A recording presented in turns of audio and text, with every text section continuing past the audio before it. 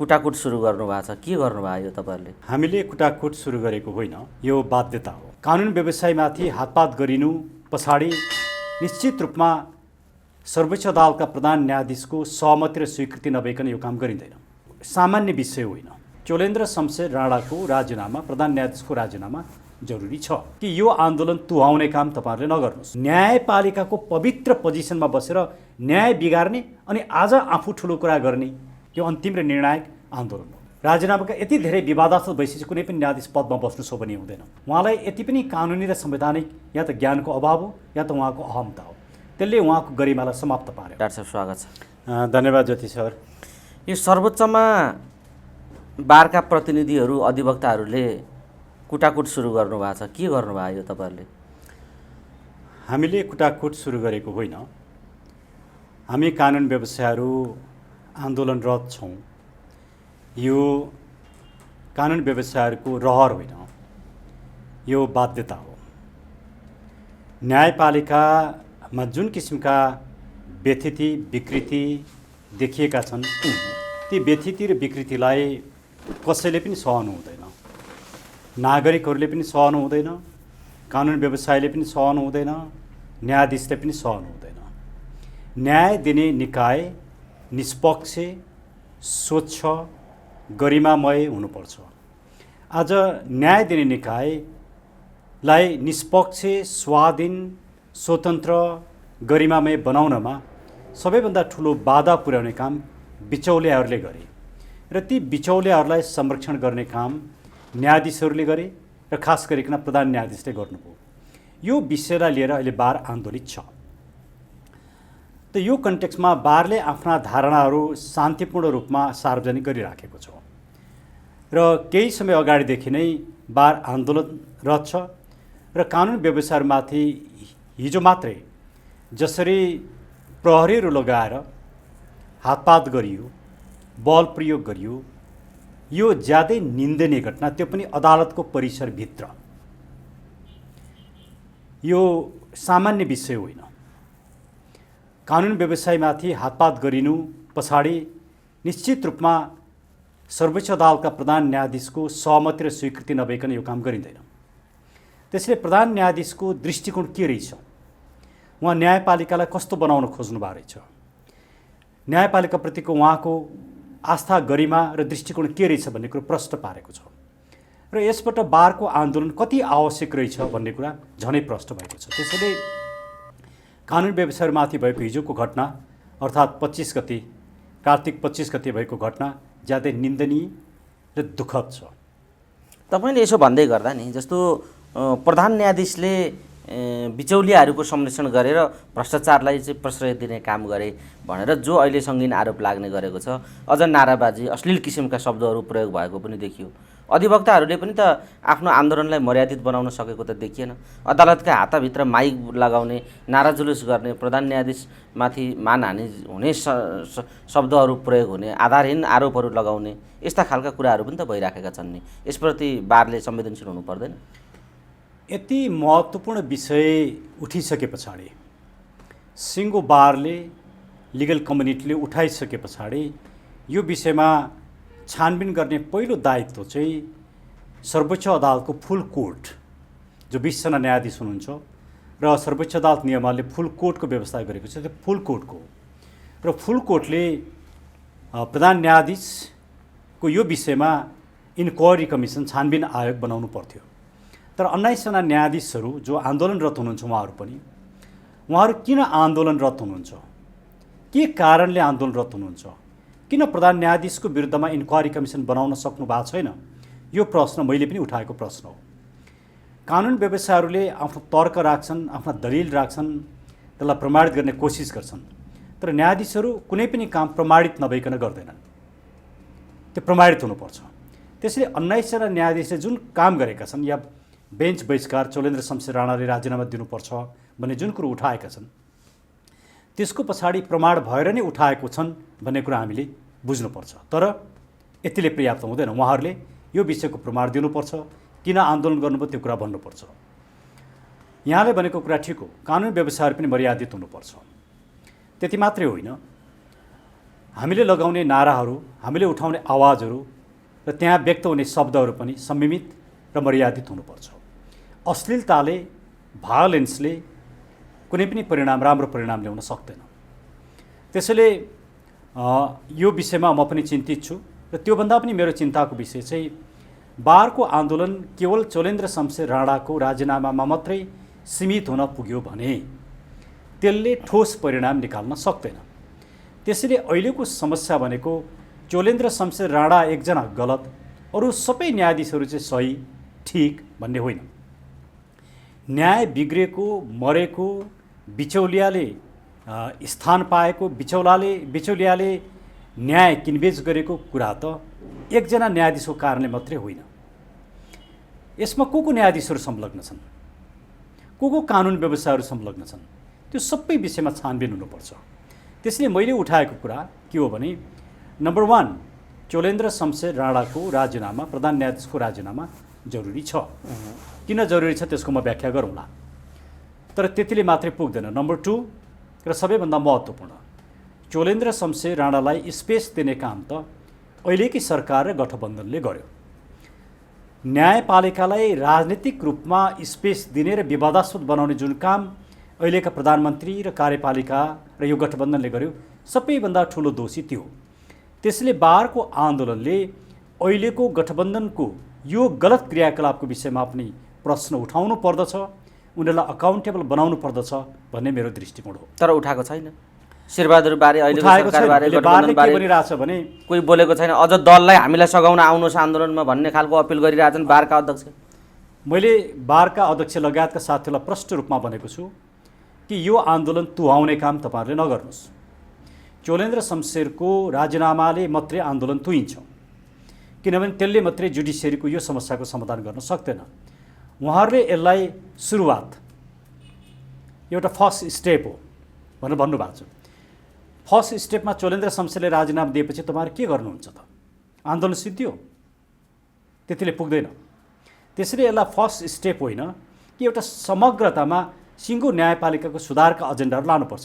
ती एजेन्डा के हुन् भने 1, चोलेन्द्र शमशेरको राजीनामा, 2, अहिलेको गठबन्धनलाई अकाउन्टेबल बनाउने कुरा, 3, सम्पूर्ण न्यायाधीशहरूको सम्पत्तिको छानबिन गर्ने कुरा, 4, हरिकृष्ण कार्कीजीको प्रतिवेदन लागू गर्ने कुरा, 5, डाक्टर आनन्द मोहन भट्टराई र दीपक कार्कीको पनि विषय सँगसँगै उठाउनुपर्छ। किनकि उहाँ कुनै पनि न्यायाधीशले फलानो बेन्चमा म बस्न पाऊँ भनेर आग्रह राख्न पाउँदैन।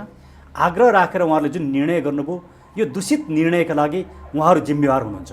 त्यसले चोलेन्द्र शमशेर जति जिम्मेवार छन्, डाक्टर आनन्द मोहन भट्टराई र दीपक कार्की, मान्य न्यायाधीश दीपक कार्की पनि त्यति नै जिम्मेवार छन्। तर डाक्टर साहब यसरी कुरा उठिराखेको छैन। जस्तो बारको आन्दोलन चोलेन्द्रमाथि मात्रै केन्द्रित छ, अन्य न्यायाधीशहरूमाथि तपाईँले जसरी भन्दै हुनुहुन्छ, जसरी विषय राखिराख्नु भएको छ, तर यो तपाईँले राखेको दृष्टिकोणभन्दा धेरै टाढा छ नि त बारको आन्दोलन त। त्यसैले बारको आन्दोलनलाई पहिला हामीले कसरी हेर्नुपर्छ भने बारकै इतिहासमा र सर्वोच्च अदालतकै इतिहासमा पनि यो आन्दोलन पहिलो आन्दोलन हो। यस किसिमको आन्दोलन कहिले पनि भएको थिएन। हो, यो आन्दोलन ज्यादै महत्त्वपूर्ण किन छ भने त्यसको ब्यानरलाई हेर्नुहोस्, अदालतमा भएको भ्रष्टाचार व्यथितिका कुराले उठाएको छ।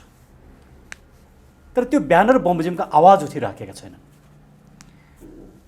साथीहरू एउटा मागमा चोलेन्द्र शमशेर राणाको राजीनामामा मात्रै केन्द्रित हुनुहुन्छ।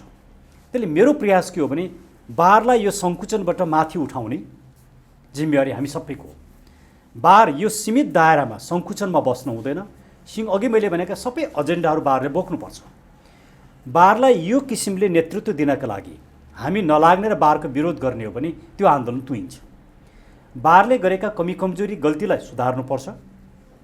तर यो आन्दोलनको महत्त्व एउटा ऐतिहासिक आन्दोलन हो। यो आन्दोलनलाई बिगार्ने, विरोध गर्ने र यसलाई पनि कमजोर बनाउने काम गर्यो भने परिणाम निस्किँदैन।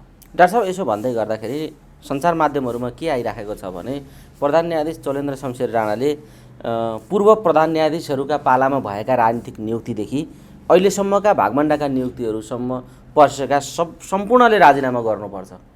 त्यसो हो भने म राजीनामा गर्न तयार छु भन्ने खालको शर्त अगाडि राख्नुभयो भन्ने खालको सञ्चार माध्यममा आइराखेको छ। यो कति सत्य हो अहिले त जे पनि आउने भएको हुनाले कति अथेन्टिक कुरा हो यो भन्ने चाहिँ अब अध्ययनको विषय छ। तर यो भन्नुभयो शर्त भन्ने कुरा आइराखेको छ। यदि त्यसो हो भने अरू न्यायाधीशहरूले पनि त यसको जवाफ त दिनुपर्छ। होइन कोही बोलेको देखिँदैन। त्यसैले मैले समग्रतामा मैले के भनेको भने उहाँले यदि यो कुरा भन्नुभयो भने उहाँको कुरा ठिक हो, म त्यसलाई समर्थन गर्छु। अनि मैले भनेको कुरा के हो भने प्रधान न्यायाधीशको मात्रै होइन, सर्वोच्च अदालतका सबै न्यायाधीशको उहाँहरूले कहाँ कहाँ न्याय मार्नुभयो, कहाँ कहाँ गलत काम गर्नुभयो, कहाँ कहाँ गलत निर्णय गर्नुभयो, उहाँहरूको नियुक्ति कसरी भयो, उहाँहरूको सम्पत्तिको अवस्था कस्तो छ, यो सबै छानबिन हुनुपर्छ। त्यति मात्रै होइन, हिजोका पूर्व प्रधान न्यायाधीश र हिजोका न्यायाधीशको पनि सम्पत्तिको छानबिन गरिनुपर्दछ। हिजोका प्रधान न्यायाधीश र न्यायाधीशहरूले न्याय बिगारेको कुरो पनि छानबिन हुनुपर्दछ। हिजो उहाँहरू न्यायपालिकाको पवित्र पोजिसनमा बसेर न्याय बिगार्ने अनि आज आफू ठुलो कुरा गर्ने, यो सुहाउँदैन। जस्तो त्यसैले कोही पनि आजको यो बारको मुभमेन्ट भनेको ज्यादै ठुलो मुभमेन्ट हो, तर यसको खतरा कहाँनिर छ भने यसलाई चोलेन्द्र शमशेर राणाको राजीनामा मात्रै सीमित गराइयो भने पनि यो आन्दोलन बिग्रिन्छ। यो आन्दोलनको विरोध गरियो भने पनि यो आन्दोलनले समर्थन प्राप्त गर्न सक्दैन। त्यसले अहिलेको करेक्ट दृष्टिकोण चाहिँ के हो भने समग्रतामा न्यायपालिकाको सुधारलाई बोकेर यो आन्दोलन अगाडि जानुपर्छ र सबैले यो आन्दोलनलाई समर्थन गरेर निष्कर्षमा पुर्याउनु पर्दछ। ठुलो बजेट भएका, ठुलो मुद्दा र ठुलो पैसा आउने खालका धन्दा भएका मुद्दाहरूलाई मेरा भागमा पर्नुपर्छ भन्ने कुरा नभएपछि असन्तुष्ट भएका मानिसहरूले गरेको यो धन्दा हो। यो चाहिँ बिचौलियाहरूको धन्दा मात्रै हो। यो आन्दोलन चोलेन्द्र शमशेरको राजीनामाका लागि गरिएको आन्दोलन जायज छैन भनेर अर्को अधिवक्ताहरूको अर्को पङ्क्ति सार्वजनिक रूपमा बोलिराखेको छ। हो, जस्तो स्वागत नेपालजीहरूले बोलिरहनु भएको छ, उहाँहरूका कुराहरू धेरै हदसम्म ठिक छन्। मैले आजै मात्रै पनि स्वागत नेपालजीलाई मैले भने, मैले बालकृष्णजीलाई पनि भने, बालकृष्णजी र म त सँगै नै छौँ कि अब यो आन्दोलनमा हामीले बाहिर बसेर होइन, बारभित्रै बसेर हाम्रा एजेन्डाहरू राखेर र बारलाई हाम्रो एजेन्डामा आउन सहमत बनाएर आन्दोलनमा जानुपर्छ। बारले गलत कुरो उठाइरहेछन्, त्यसलाई गलत हो भनेर हामीले त्यही भित्रबाट भन्नुपर्छ। हामीले बाहिर बसेर असहयोग गर्ने या विरोध गर्ने गरेर यो आन्दोलनले निष्कर्ष निकाल्दैन। हामीले निष्कर्षविहीन बनाउने हो भने बारले गरेको आन्दोलनको विरोध गरौँ, तर बारले गरेको आन्दोलनलाई समर्थन गर्दै त्यो आन्दोलन चाहिँ एकाङ्की भयो, त्यसले एउटा मात्रै एजेन्डा उठायो, त्यो गलत छ भनेर त्यसलाई समग्रतामा न्यायपालिकाको सुधारमा लान सकियो भने, त्यो किसिमले नेतृत्व दिन सकियो भने अनि चाहिँ परिणाम निस्किन्छ। तर डाक्टर साहब, यो एउटा भावनाको कुरा भयो। एउटा त्यहाँभित्रको गलत कुरालाई साँच्चै बढार्नुपर्छ भन्ने भावना, एउटा पवित्र उद्देश्यले न्यायालयलाई न्यायालय जस्तो एउटा पवित्र मन्दिर जस्तो बनाउनुपर्छ भन्ने खालको भावनाले तपाईँले यो दृष्टिकोण राख्नुभयो। तर त्यहाँ त पार्टीका भातृ सङ्गठनका मान्छेहरू यो भातृ सङ्गठन हो यो बार भन्ने कुरा भन्ने आएको छ। अब दलीय आग्रह पूर्वाग्रहमा जकडिएको बारले तपाईँले भने जस्तो सबै कुरा क्लिन गर्ने कुरामा कसरी तपाईँलाई साथ दिएला? त्यसैले मैले अस्ति बारमा बोल्दाखेरि बारको नेतृत्वमाथि प्रश्न उठिराखेको छ। मैले पनि त्यो प्रश्न उठाएको छु नि। मैले योभन्दा अगाडि बारमा मैले बोल्दाखेरि मैले यही कुरा भने, यो बारको आन्दोलनलाई राजनीतिकरण नगरौँ, कुनै पनि राजनीतिक दल राजनीतिक विचारसँग सम्बन्धित भएर यो आन्दोलन नगरौँ। अहिले तपाईँलाई के लाग्छ, यो बार राजनीतिक विचारबाट प्रेरित भएर आन्दोलित भइराखेको छ कि छैन? म अहिले त्यसरी प्रेरित भएको छ भनेर अनुमान गर्दिनँ। मैले भनिरहेको कुरा के हो भने बारले जसले नेतृत्व गरिरहनु भएको छ यो आन्दोलनको, उहाँहरूले पनि यो आन्दोलन तुहाउन पाउनुहुन्न। उहाँहरूले चोलेन्द्र शमशेरमा लगेर यो आन्दोलन सिद्ध्याउने काम गर्नुभयो भने सबैभन्दा ठुलो दोषी उहाँहरू नै बन्नुहुन्छ। मैले बारका अध्यक्षलाई यो कुरा प्रष्ट रूपमा भनेको छु र उहाँले होइन यो त प्रस्थान बिन्दु हो भन्नुभएको छ। मैले भने यो प्रस्थान बिन्दु मात्रै होइन, यो अन्तिम र निर्णायक आन्दोलन हो। यसलाई हामीले अन्तिम र निर्णायक आन्दोलन बनाउनु पर्छ। फेरि यस्ता आन्दोलन गरिरहनु हुँदैन। न्यायग्राहीहरूलाई जो अदालतमा न्याय माग्न आएका छन् उनीहरूको मुद्दा आज रोकिएको छ। अब यो बढ्छ कसरी बताइदिनुहोस् त डाक्टर साहब, यो गन्तव्य कता पुग्छ? अब चोलेन्द्र शमशेर जबराले राजीनामा दिनुहुन्न, उहाँले भनिसक्नुभयो राजीनामा दिने कन्डिसन छैन। अब आन्दोलनकारीहरूले जसरी पनि राजीनामा गर्ने, नभए गेटमै बसेर चोलेन्द्र शमशेरलाई अदालतमा छिर्न नदिने भन्ने कार्यक्रम छ बारको आज। अब म पनि त्यसमा जाँदैछु, तपाईँ पनि त्यसमा सहभागी हुँदै हुनुहुन्छ। अब के हुन्छ यो आन्दोलनको गन्तव्य कता? कुरा मैले अस्ति पनि भनिसकेको छु। मैले प्रश्न 19 जना न्यायाधीशहरूले राजीनामा, संविधानमा लेखेको राजीनामा शब्द कस्तो कस्तो अवस्थामा राजीनामा दिनुपर्छ, कुन कुन अवस्थामा त्यो प्रावधान एप्लिकेबल हुन्छ भन्ने व्याख्या गर्नु पर्यो। जबसम्म त्यो व्याख्या हुँदैन तबसम्म चोलेन्द्रजी एउटा ढिपीमा बस्नु होला बार आफ्नो आन्दोलित हुन्छ, निष्कर्ष निस्किँदैन। त्यसले अहिले 19 जना न्यायाधीशहरूले कन्स्ट्रक्टिभ काम गर्नु पर्यो। उहाँहरूले अहिले जे गरिरहनु भएको छ त्यो पर्याप्त छैन। उहाँहरूले जुन मौनता राख्नु भएको छ त्यो पर्याप्त छैन। उहाँहरूले इजलास बहिष्कार गरेको कुरा सार्वजनिक हो। न्यायाधीशको निजी विषय होइन, यो नागरिकको विषय हो। त्यसैले किन उहाँहरूले इजलास बहिष्कार गर्नुभयो, कारण के हो, आधार के हो, उहाँहरूसँग प्रमाण के छ, त्यो कुरा पनि भन्नु पर्यो।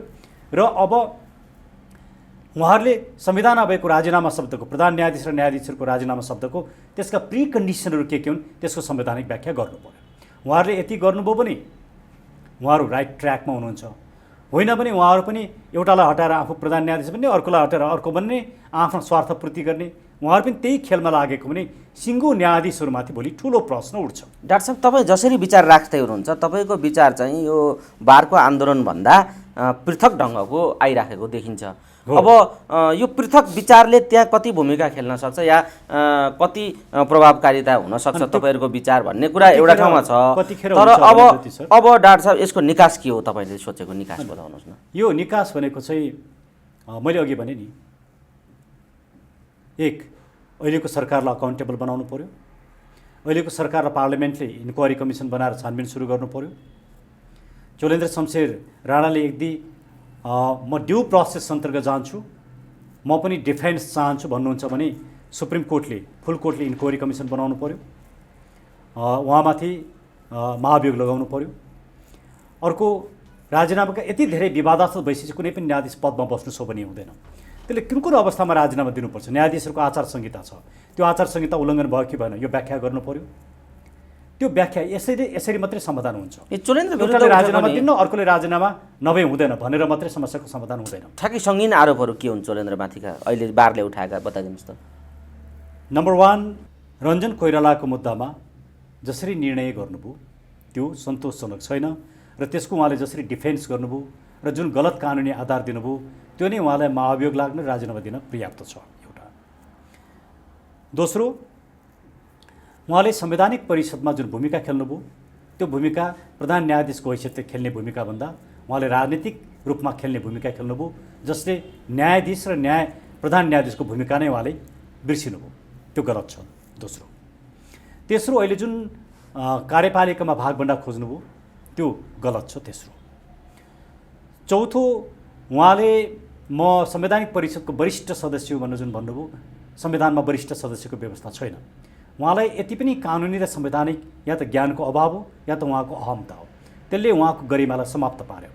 यस्ता थुप्रै विषयहरू छन् जुन विषयमा बारले मलाई लाग्छ छिटै श्वेतपत्र जारी गर्नुपर्छ भनेर मैले पनि भनिरहेको छु।